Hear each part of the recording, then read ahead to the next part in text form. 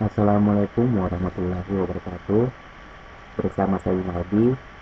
Di sini saya akan membahas tentang komunikasi antar budaya.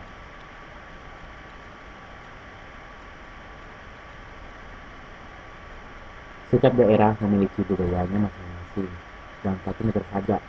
Seperti negara kita Indonesia, terdapat beragam budaya dan tumbuh dan berkembang dan menjadi ciri khas setiap daerah. Seperti kita ketahui, manusia perlu berkomunikasi dengan manusia lainnya untuk memenuhi kebutuhan hidupnya sebagai makhluk sosial. Dengan begitu, komunikasi lintas budaya tidak dapat dihindarkan.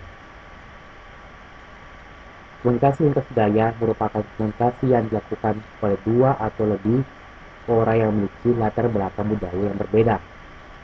Budaya di sini mengacu pada pola perilaku, kepercayaan, dan ada istiadat di daerah asal pelaku komunikasi. Proses penyampaian pesan yang dilakukan dalam komunikasi lintas budaya bisa secara lisan, tulisan, maupun simbol tertentu yang telah disepakati. Karena kita bahas tentang adalah komunikasi antar budaya, maka pastinya kita akan menemui yang namanya hambatan. Apa saja hambatan-hambatan itu? Yang pertama adalah fisik. Hambatan komunikasi perencanaan ini berasal dari hambatan waktu, lingkungan, dan kebutuhan diri, dan juga media fisik. Yang kedua adalah budaya. Hambatan ini berasal dari etnis atau ras yang berbeda, agama, dan juga perbedaan sosial yang ada antara budaya satu dengan budaya yang lainnya. Ketiga adalah perspektif.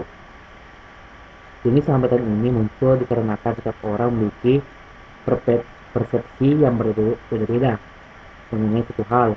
Dengan demikian, untuk mengerti sesuatu, setiap budaya akan mempunyai pemikiran yang berbeda. Yang keempat adalah motivasi.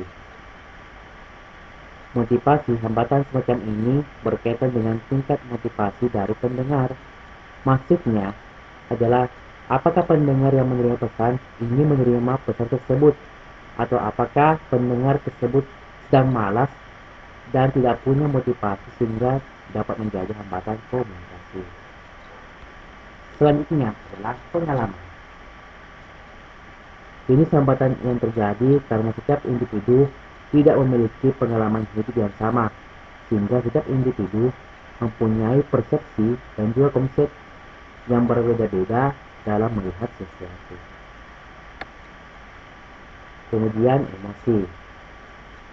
Hal ini berkaitan dengan emosi atau perasaan pribadi dari pendengar. Apabila emosi pendengar sedang buruk, maka hambatan komunikasi yang akan terjadi akan semakin besar dan sulit diatur.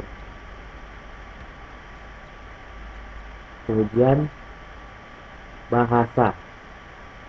Hambatan komunikasi yang berikut ini terjadi apabila pengirim pesan dan penerima pesan menggunakan bahasa yang berbeda atau penggunaan kata-kata yang tidak mengerti oleh penerima pesan. Kemudian non-verbal. Non-verbal hambatan ini tidak berbentuk kata, tetapi dapat menjadi hambatan komunikasi. Contoh itu bisa dilihat seperti gambar. Kita gambar yang satu, simbol ini menunjukkan cinta, dan satu simbolnya adalah minta uang. Dan yang terakhir adalah kompetitif. Hambatan semacam ini muncul apabila penerima pesan sedang melakukan cerita lain sambil mendengarkan yang lain. Contohnya bisa seperti gambar. Adapun cara mengatasi hambatan komunikasi. Yang pertama, memelihara iklim komunikasi agar senantiasa terbuka. Kedua, bertekad untuk memegang teguh etika dalam berkomunikasi dan menjalankannya dengan baik. Tiga, memahami akan adanya kesulitan komunikasi berbudaya. Keempat, menggunakan pendekatan komunikasi yang berpusat pada penerima pesan.